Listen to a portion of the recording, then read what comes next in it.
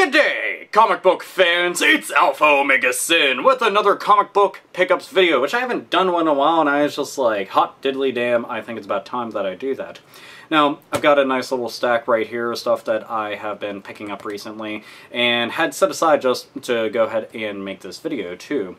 And the first thing I want to go ahead and show this off, because this was a really big deal for me. I went really far off my way to get a hold of this thing because one is an absolute pain in the ass to find.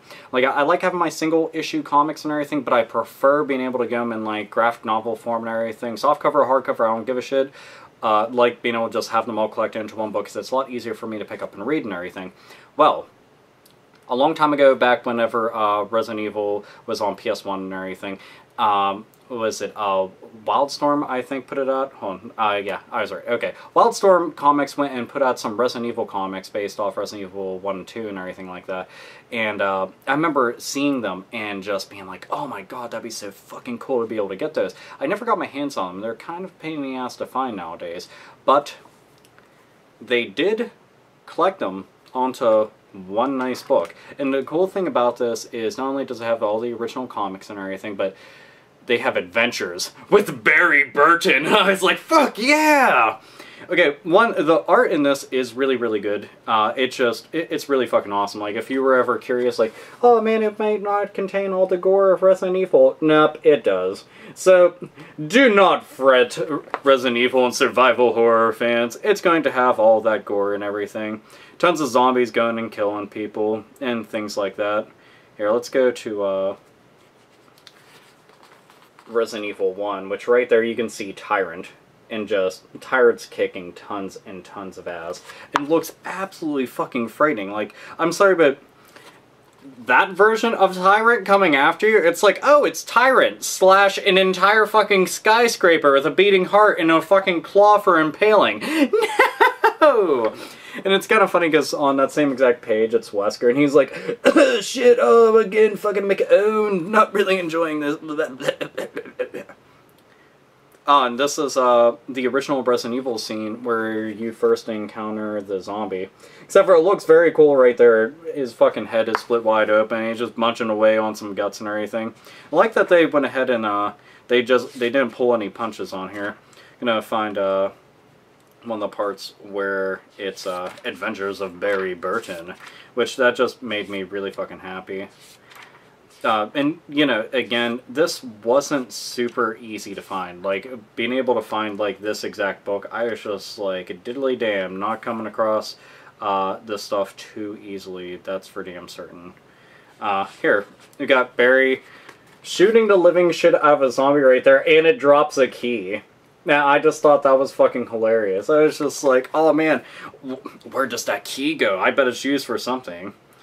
And, you know, he's fucking fighting off a thing of gigantic cockroaches and everything. There's a lot of references to the older games and everything. And they try tying this all together. It's very cool. You know, whenever I saw this, I was just like, damn, they did a really fucking good job with this. As a matter of fact, there goes William Birkin, having some trouble in the middle of a zoo. and that's one of the things, like, I had always wondered about, but they didn't really acknowledge that a whole lot until they made the Outbreak series, was what happens like when this goes and spreads to a zoo and everything. And it's interesting because the original concept for some of the older Resident Evils, they were going to have mutated gorillas, which they did eventually down the road, but, you know, they're supposed to be in Resident Evil 2, they were supposed to have a mutated giraffe, and I thought that was kind of crazy. They were supposed to have, like, cat-like people and everything, just a lot of really fucked up stuff, but in general, again, this stuff's very cool. It goes through the original Resident Evil games. I was just like, this is fucking awesome. Yeah, and when this came out at the time, it was like $15, but it's very hard to find. But if you are a diehard Resident Evil fan, check this out. It is fucking awesome. Like, this had me just like lit up. I was so damn happy when it arrived in the mail. I was just like, yes! As a comic book fan and as a Resident Evil fan, I had to have this, so huzzah and all that. Now, I have to admit that I kind of picked these up a little bit more for my girlfriend more so than myself, but I am slowly getting into the series. Preacher. I ended up finding books 3 and 4 a while back at a thrift store. They were $1 a piece, just on the shelf. I was like, holy shit. But it's books 3 and 4. I was just like, I didn't really want to get into reading them because I wouldn't know what the fuck's going on because I didn't read the first 2 installments. So, I got the first 2 installments. Half-price books, $7.50 a piece. So, she went through and she read both these and said she liked them a lot. But, yeah, so books 1 and 2, and it's another Vertigo series. Vertigo, very, very quickly becoming one of the best comic book companies I've ever seen. Granted, they're a subsidiary of DC Comics and everything, but they just have a lot of really good series. You know, the one mainly that I love to death is Transmetropolitan, but this is definitely getting up there on the list. So, yeah, Preacher, fucking A. That is pretty gosh darn awesome. Now, I was out and about, and I had stopped by a comic book store just for sheer hell of it. I was actually seeing if they had a couple issues of a specific Batman run that I was trying to get my hands on. They didn't. But then something jogged my memory. I was like, huh, I wonder if they have any of the Re-animator comics, because I'd found out that they had a bunch of Re-animator comics. Well, it just so happens that they did, and as a matter of fact, they pretty much had all of them. There's a lot here. Let's see. Alright. So, right here, they have, trying to get these all in order, so I do apologize. But they have Re-animator, Death is Just a Beginning. I'll show you the cover to both of these. I like this one a lot. The rest of the covers are kind of hokey looking. And this is from Malibu Comics, too, which I thought that was kind of interesting. Now, it does show up under Adventure Comics, but it's Malibu Comics ultimately. And they have Re-animator, Dawn of the Re-animator, which, get that there. So we have Dawn of the Re-animator, issue 3, Dawn of the Re-animator, issue 1, Dawn of the Re-animator, issue 4. I have comics sliding off my lap. But basically, the cool thing about this is one runs through the entire first movie, and then the other one is a prequel. So that's pretty damn cool that they actually went ahead and made a prequel and everything. My only real gripe with the comics is the art looks like shit. It really does. I'll just be very blunt when I say that. It just looks like crap. You know, does it detract from, you know, enjoying it? No, it really doesn't for me. I can get past really bad art. I've seen some very bad art that was supposed to be done for artistic sense, but it looked like absolute shit. Like a child just smeared its fucking like diaper everywhere and then put fucking like curry powder all over it and was like, yeah, art! It's like, no, no. Glad that you tried though, but you fucking failed miserably. But yeah. It's pretty good. Like, when they go through the first movie, they do it faithfully. The prequel, it's pretty good. I have to admit, I actually did enjoy it, but it's definitely not up to the standards of, like, what the sequels were with, you know, Bride of Re-animator and Beyond Re-animator, which are written really well. So, but are these worth checking out? If you're a die-hard Re-animator fan, like myself, yeah, I would say definitely pick them up. But, yeah, try to get them for cheap if you can. I end up paying, like, $3 a pop for each of them, so... But I wasn't going to stop right there. No. Many of you know that I'm a big horror movie fan. If you saw me making a video about the horror movies and everything, know that Army of Darkness and Ash Williams is one of my favorite characters, along with Herbert West from Re-animator. Well, that's when I found out that they have a Army of Darkness versus Re-animator miniseries. I did not know that this existed. I knew about the Army of Darkness comics and everything, but I didn't know that they specifically had one for, you know, Army of Darkness and Re-animator put together. Now, I was really excited about this. I even bought, like, the variant covers of everything, like, here, issue 3, for instance. I found 3 covers for this one. I found this one, which is obviously a parody of Alice in Wonderland, which that's one of my favorite covers that they have right there. This one right here, him going up against all the Deadites and everything. And another one, him just being badass. Very, very fucking badass. But my main gripe with this series, like, even though it's drawn pretty well, the action in it's pretty good and it is pretty funny, I really don't like the way Herbert West is portrayed whatsoever. I don't know, he's very out of character. He seems overly malicious and evil and everything, and like tyrannical even. I'm trying to take over the world and things like that, and it's definitely not what Herbert West would be down with. If you ever saw the movies and everything, he's not that crazy, and he's not that power starved that he would go out of his way to do all that kind of stuff. Is it still enjoyable? Yes.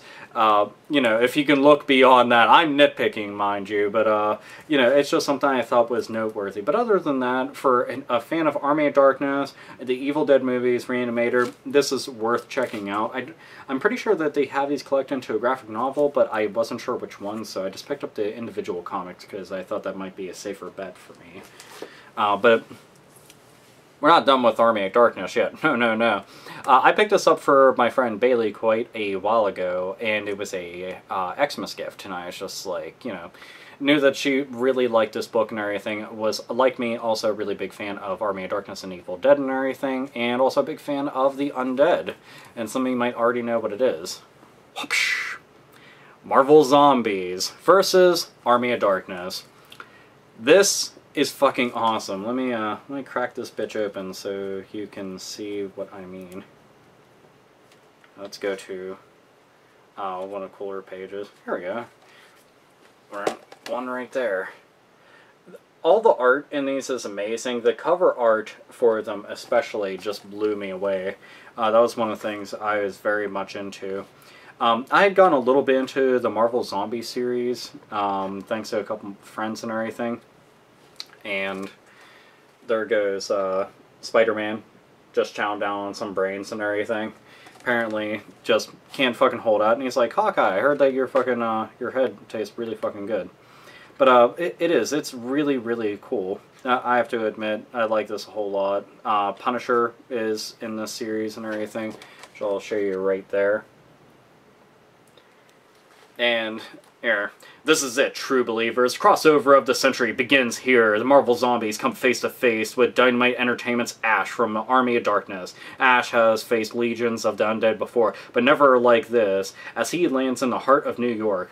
Just as the zombie outbreak begins, see how his actions help turn more heroes and villains into zombies. Under the watchful eye of Marvel Zombies guru Robert Kirkman, Marvel Zombies vs. Army of Darkness became the comic event of 2007. Plus, more classic homage covers from painter Arthur Soydam? I don't know how to say that person's name, but that is the fellow that I was talking about that did fantastic art like this. I think they actually have a section with all the covers and everything in the back, if I'm not mistaken, so there we go. These ones are pretty badass, and I really, really like the one of Spider-Man right there. That is fucking cool as shit. But they're like painted, drawn just beautifully. It really is one of those like holy shit type things. Like a lot of these could easily be made into posters, but the story, it's been ages since I read this. Like I read this when it was brand new and I haven't read it ever since then. But I remember that I liked it a whole lot. I read it a couple times and it was pretty cool to be able to come across it again and then pick it up for $9. So I was just like, for the hardcover, you know. I don't know if they even have a softcover of this, but in general it was something I want to add to my collection and read through again. So that's going to be on my to-do list. Now, one thing that I have, I ended up picking these up, the individual comics, when they were brand new, and I have all of them. I actually have a complete collection, but again, one of those people that I like to just read the graphic novels. They're much easier for me to pick up instead of, you know, taking it out of plastic and everything, thumbing through it, putting it back into its plastic, taking it out the next issue, which you can run through the issues really quickly in most cases. But this is Gotham City Sirens. I ended up being fortunate enough to get the hardcover edition of the first book. This became extremely hard to find. I don't understand why either. But yes, this is Union, the first book that they have. I don't know how many that there is altogether. I think there's 3 or 4. But this is exploits of Poison Ivy, Harley Quinn, and Catwoman. Pretty much during this timeline, Batman, the official Bruce Wayne version of Batman, is not actually around, and Gotham City is like plunging directly headlong into fucking hell itself. And it gets so bad that even the fucking bad guys and the villains decide that they have to keep Gotham safe. And honestly, it's a really neat twist on things. You know, there's between the two, I mean, Harley Quinn and Poison Ivy obviously are really best friends and everything. You know, superheroes scissor me timbers and all the other shit. And there's tons of fucking artwork of people who are like, oh my god, they're making out and everything and playing with their hoo-has. But throw Catwoman into the mix and there you go. There's lots of betrayal going on, lots of, you know, should I trust them, should I not trust them, lots and lots of ass-kicking and everything. Riddler shows up quite a bit in this too, and that makes me really happy because I'm actually a big fan of the Riddler, and I think he's an extremely underutilized villain, even though he's like one of the most famous, but they don't use him as much as I think they should. Let's open this up. And I really do like the way that the art is done in this book in general. My only minor complaint is sometimes the proportions can be slightly off. Like the head, like depending on the angle, the head will be really small and like thighs are like thunderous and gigantic and everything. But you know, and that's mainly just with the women and everything. It always draws the men perfectly fine. The coloring extremely good in this, but it's kind of weird. And here, I will show you an example. The artist does all the women absolute fucking justice, except for Harley Quinn just seemingly is ugly looking all the time, except for on the cover, which is really strange. But whenever they just draw Harley Quinn regularly, she just isn't that good looking for some reason. But, you know, whenever they're drawing, like, the men and everything, like Batman, there's Riddler, it looks badass as fucking hell. All the action scenes look really cool. This is a really good start to the series, which then starts bringing in a bunch of other characters and everything. Most notably, Catwoman's sister, who ends up becoming a pretty big deal within the series right here. And it's kind of unfortunate, because I really enjoyed reading this. But when they announced a new DC 52 and everything, the series came to an end. And I was pretty sad. I think it went up to, what, 26 issues, I think? I can't remember off the top of my head, but I plan on getting all the regular books and everything, so yeah, pretty damn awesome. Have Gotham City Sirens, some of my favorite female characters within comics, and all wrapped up into one series. And last but not least, I have Blackest Night, Black Lantern Corps, Volume 1. Now, this was a really big event for DC Comics, and it showed. Now, this right here mainly is going through, this isn't like the main Black Lantern series. This is going through, like, for instance, you have the Batman story arc, which is in here, and is really good. Deadman ends up showing up inside there. Let's see, what else do we have in here? Looks like we got the Superman story arc in here. I can see Flash, but yeah, in general, this is just going through like all the side stories of Blackest Night and everything, and the art in this series was just fantastic. Here, I'll just show you one of the covers right there, which is for the Titans and everything. Oh, poor Beast Boy, you have absolutely no fucking clue. But that's what happens when you're a sucker for love and everything. Some of the coloring on it is really cool too, just when you see things like that. It's very fucking trippy looking. It may not seem like a really big deal, but I thought it looked pretty damn neat. And shows some more Superman love right there. Actually go to the beginning and show you the stuff with Batman. Actually, this one right here is very cool because this is showing some of the Bat villains and a Blockbuster from Nightwing's comics. Coming back, and it's pretty cool. I like the series just for the sheer fact that there is a lot of characters that died, and just imagine what repercussions would occur if they all came back. And that's what Blackest Night is just if you haven't actually read up on it, I'll just give you a quick rundown. Blackest Night is, there's the Green Lanterns and everything. Well, there's a bunch of different colored lanterns and everything that are different sectors of the universe. Well, the Black Lanterns just so happen to be like the newest addition to that.